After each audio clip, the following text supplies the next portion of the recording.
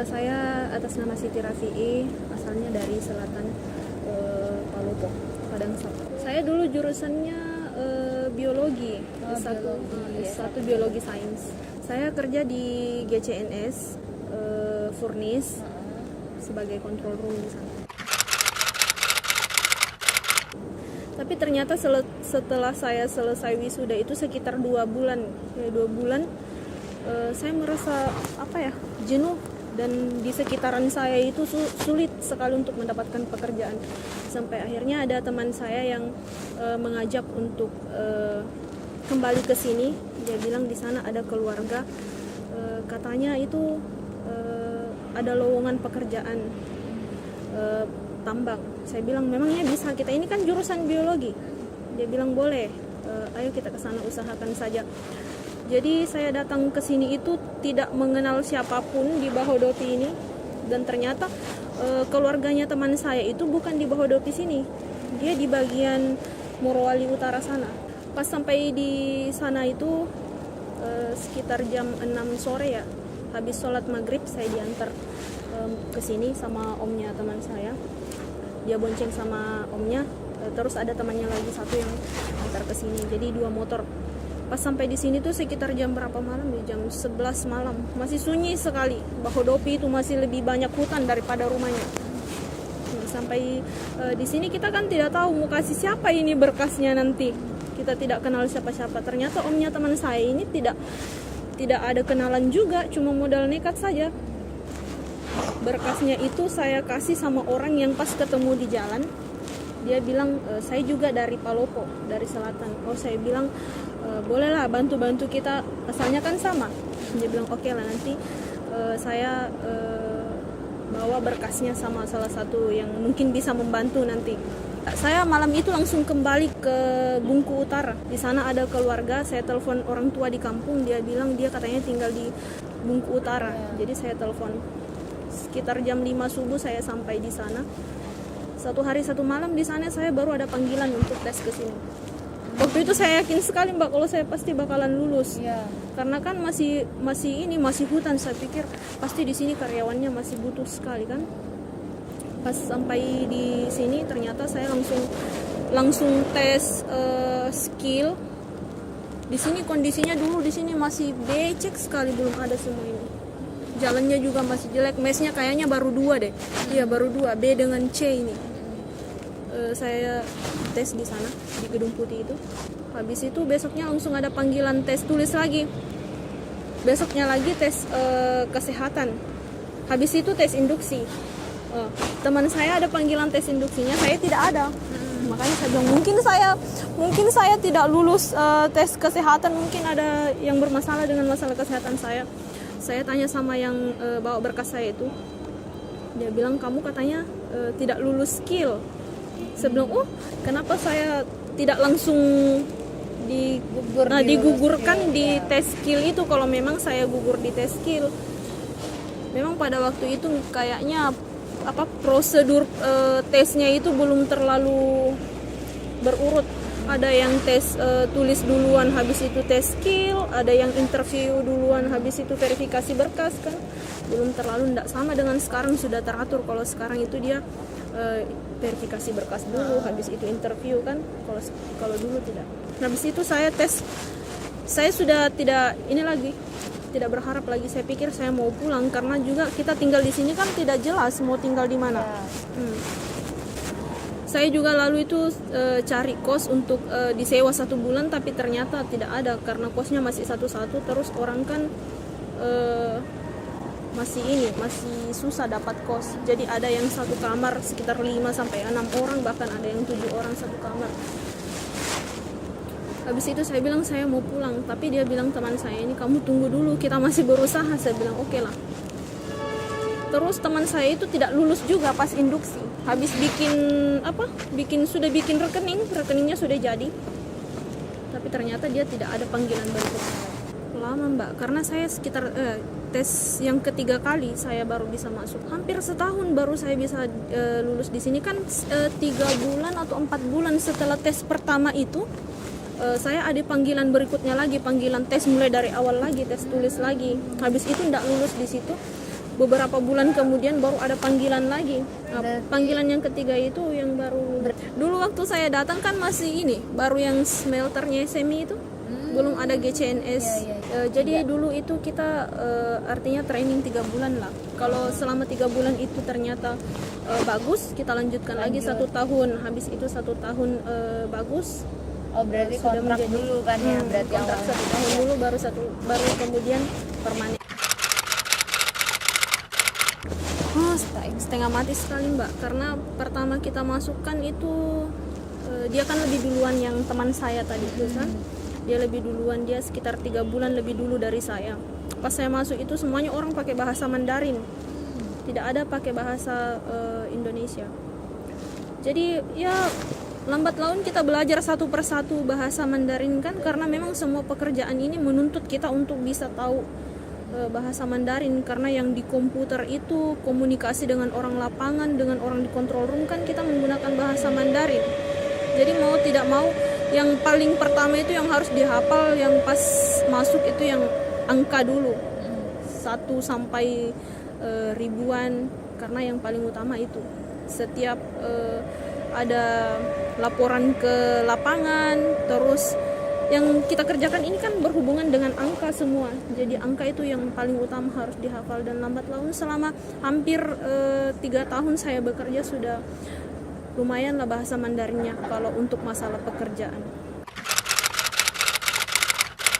Kita hanya mengontrol call sign, mengontrol bahan, kemudian arus listriknya berapa, arus listrik yang terpakai berapa, kemudian kan kalau di tempat saya itu ada yang namanya skimming, ada yang namanya tapping. Skimming itu proses pengeluaran slag ya, yang tidak berguna itu dibuang. Terus yang tapping ini ferronikelnya nanti yang kadang biasa 4 jam, tapi memang ada AP konsumnya masing-masing. Ada target angka sekian baru bisa dilakukan tapping, sekian baru bisa dilakukan skimming, dan itu semua kita yang mengatur, kita yang ini kontrol arusnya. Bagaimana caranya supaya pembakarannya tetap stabil, orang di control room yang mengontrol semuanya. Yang pastinya yang paling utama ya, saya bicara sebagai karyawan, tuntutan hidup yang pastinya, kan? Kebutuhan hidup setiap hari yang pastinya. Tapi sebenarnya kalau cuma masalah kebutuhan hidup mungkin kita bisa dapat di tempat lain. Tapi untuk beradaptasi dengan lingkungan kerja itu yang susah. Untuk mempelajari pekerjaan kita itu dari awal itu yang susah. Dan yang paling utama yang saya pikir perjuangan saya masuk di sini itu susah. Rugi saya kalau tidak belajar sebaik-baiknya untuk masalah pekerjaan saya. Ya kalau yang TKA orang Cinanya itu kan mereka kan kerjanya gigih. Kalau misalnya ada sesuatu pokoknya tidak boleh ada yang salah. Jadi kita juga sebagai orang Indonesia, sebagai karyawan Indonesia, ya mau tidak mau kita harus ikuti dia, karena salah sedikit pasti kena teguran. Fatal akibatnya untuk orang di lapangan. Salah sedikit saja nyawa orang lain yang jadi taruhannya. Untuk masalah bahasa Mandarin otomatis pasti kita belajar keras untuk tahu, karena segala sesuatu yang dikerjakan itu harus menggunakan bahasa Mandarin. Jadi kalau misalnya kita tidak tahu bahasa Mandarin, pekerjaan tidak akan berjalan lancar, karena komunikasinya kan dengan orang Mandarin, orang Tiongkok. Dari orang Cinanya sendiri, terus dari kamus yang di-download di HP. Terus kalau misalnya setiap harinya kita berkomunikasi dengan mereka, kalau ada yang tidak tahu langsung tanya, ini tadi kamu bilang apa? Tentang Chinese semuanya. Ini sekarang udah bisa apalagi bahasa Cina ya berarti. Sedikit-sedikit untuk masalah pekerjaan dengan aktivitas sehari-hari yang di control room itu, masalah mau makan apa, mau izin apa, mau ke WC, mau inilah, ya kan? Yang intinya bahasa sehari-hari untuk di control room. Kalau dulu kan mereka semua yang kerja, yang pas sebelum kita tahu kan. Kalau masalah pelit berbagi ilmu tidak. Mereka justru mau berbagi. Kadang dia bilang kalau misalnya kamu tidak tahu cepat langsung bertanya, supaya kamu cepat juga tahu, ya kan. Kalau dulu kan kita belum tahu apa-apa. masih dari awal, jadi otomatis yang kerjakan itu semuanya mereka. Kalau sekarang kita sudah mulai bisa, jadi kayak dia bilang kamu harus lebih lancar lagi. Nanti kan di sini orang Tiongkoknya mau dipulangkan. Kalau kalian tidak bisa bekerja dengan baik, siapa yang akan menggantikan? Mereka sendiri yang ngomong begitu. Makanya kita kalian harus belajar. Mereka betul-betul menuntut kalian harus belajar, dan kalau masih ada yang kurang harus cepat ditanyakan. Saya sudah merasa nyaman dengan pekerjaan saya. Saya sudah rasa saya sudah lama belajar. Sudah hampir 3 tahun saya belajar. Tidak mungkin saya akan meninggalkan pekerjaan saya begitu saja.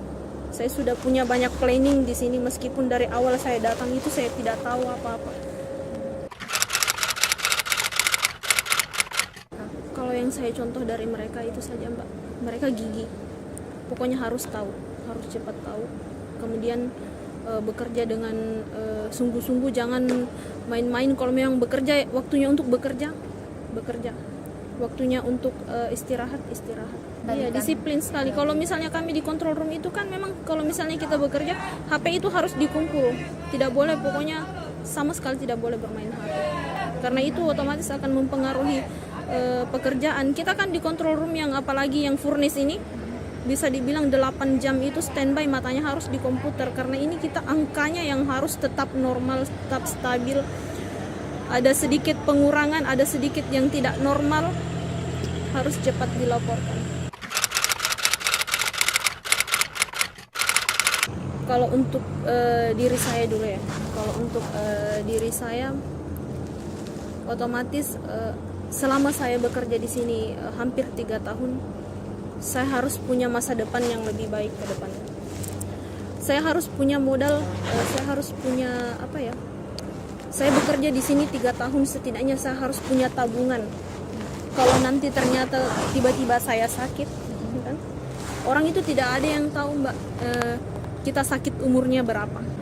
Jadi saya pikir selama bertahun-tahun saya bekerja itu saya harus punya simpanan.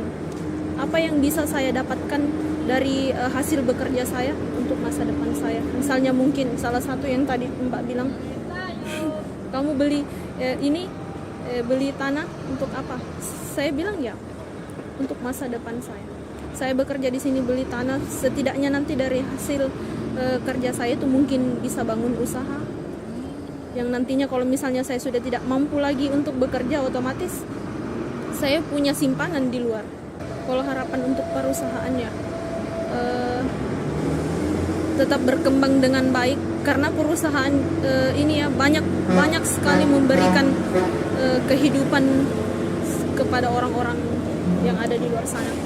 Banyak orang yang tidak punya pekerjaan datang di sini, sekarang sudah punya penghasilan. Banyak orang yang harus menghidupi keluarganya, yang harus tetap bekerja di sini. Jadi setidaknya baik itu karyawan yang bekerja di dalam maupun perusahaan itu sendiri harus bisa saling menguntungkan untuk tetap menjaga eksistensinya ke depan. Kalau masalah senang sekali. Senang sekali ya, Iya. sampai bisa beli tanah ya. Saya doakan dan kedepannya Mbak juga masih terus bisa tabungannya lancar, kerjaan Insya Allah. karirnya juga bagus ya. Masih panjang rencana, Mbak. Jadi kalau ya semoga perusahaan tetap membutuhkan saya supaya saya tetap masih ada di sini. Terima kasih Mbak buat bincang-bincang siang hari ini.